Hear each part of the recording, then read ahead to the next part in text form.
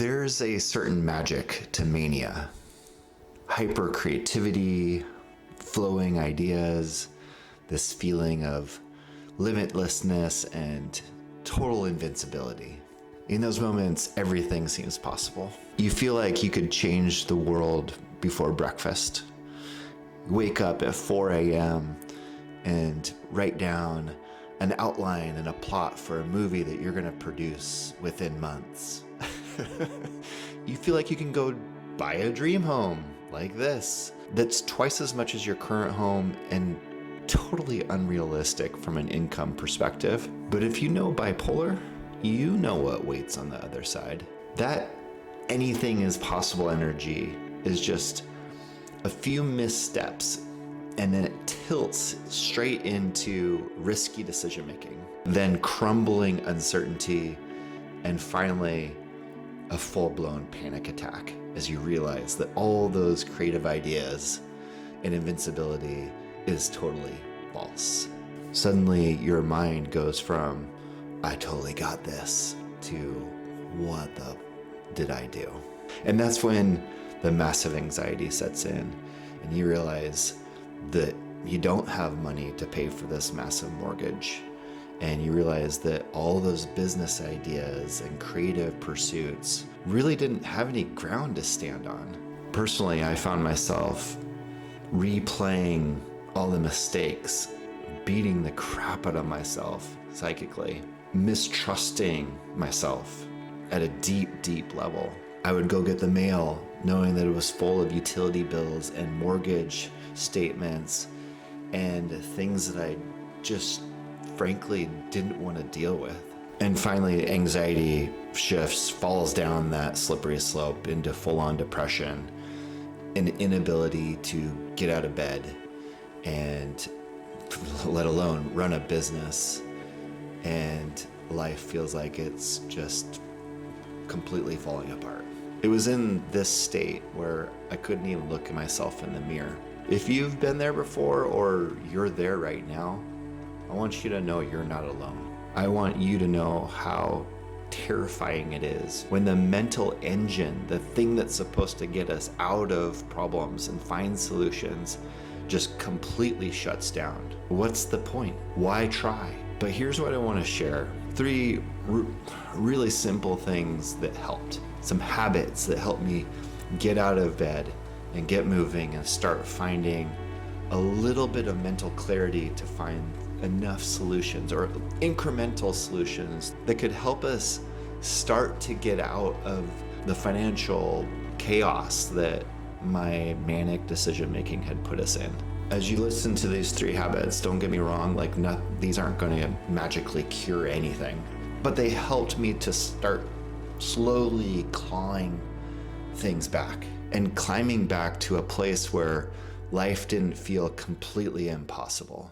Habit number 1, simple, an accountability partner. This was the first thing that cracked me out of my numbness, and that was to form an accountability relationship with our roommate, Pam. We made this agreement that we would meet downstairs at 5:35 a.m. every morning. And I'll be honest with you, I certainly would not have woken up and gone downstairs at 5:35 a.m. To meet with anybody had I not had this accountability partner. The first day I did hit snooze and kind of wandered down slowly, and Pam was super gentle and sort of bright-eyed about it and said, hey, look, if we're gonna do this, we're gonna do this. Can't get down here at 5:50. I'm down here at 5:35. Let's meet at 5:35. And it wasn't shaming, it was just a nudge from somebody who cared. And so we started by just 5:30 in the morning, pre-dawn, just sitting out there on the deck, lighting a candle. Most days we would journal, sometimes writing, sometimes chatting, sometimes just staring at the trees and the sun coming up.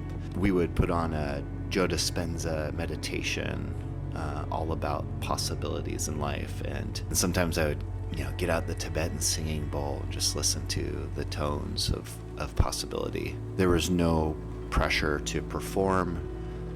We were just allowed to be. And that was really important for me because I had no words to articulate what was coursing through my heart and the emotions that I was struggling to process.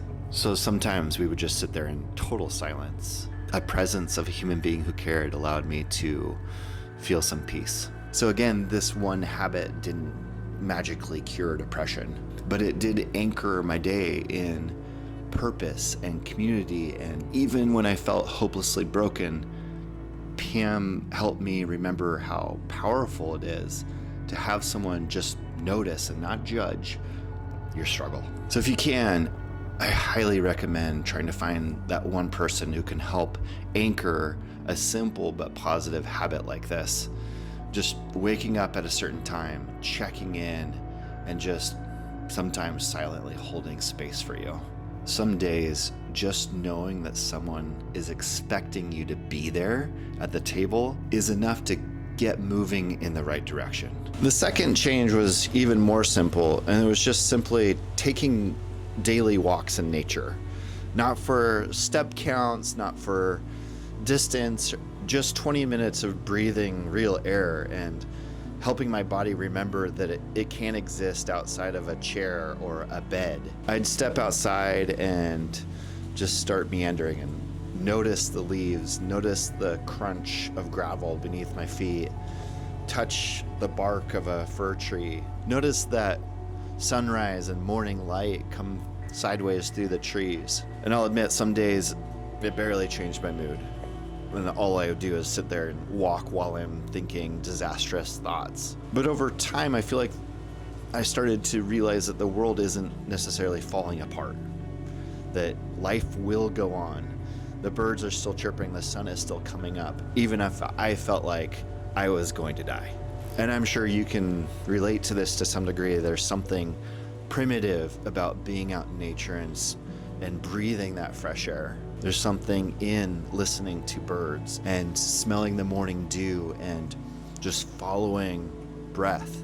There's something healing about the meditation on how nature just is, no matter how chaotic my inner world is. And again, it's not like one nature walk or even a handful of nature walks completely erases the panic. It doesn't solve the financial problems that I put my family in. But over time, it did help loosen those mental knots and the emotional ruts that I had found myself in. And with that, there became a little bit more space in my head and my heart and my body for some peace to arise. And I needed that. And now for the most difficult and personal habit change. Medication. Deciding to try meds was a big struggle for me. My pride put up a fight. But it wasn't just that. There were several close friends whose wisdom I totally trust, who'd been through their own journeys with doctors and prescriptions gone wrong, who were absolutely convinced that this was the wrong move for me, and told me that you don't have bipolar and those drugs will numb you out, and the consequences are too dire, that therapy and grit were better than pharmaceuticals. And their voices not only echoed in my mind, they also resonated with my beliefs around pharmaceuticals and medication and the sort of reliance on something external to ourselves. I feared losing my creativity. There was a part of me that really loved that manic side, that loved the invincibility that I felt. I didn't want to dull my personality or dope out. And there was a part of me that really just wanted to face my problems as I am, purely, naturally made. But the reality is, my family could see that I was getting worse. My own willpower was on fumes. So with a lot of resistance, I started working with my doctor to figure out the right dosage of a bipolar medicine. And I started taking the medication, and I knew it was going to take a while to ramp up, and it did. And again, the clouds didn't just part overnight. Problem solved. But after a month and a half, I noticed that I wasn't just completely saturated from the moment I woke up to the moment I fell back asleep in that panic and anxiety and mental fog. And I noticed that I became a little bit more functional in my business, and I could start moving towards getting out of the financial crevasse that my manic decisions had put us in. So if you're hesitating or battling outside opinions or just ashamed to consider medication, I'm not a doctor, but I want you to know that you're not weak for considering an outside force. You're not crazy. You're not giving up. You're just doing what you need to do to survive.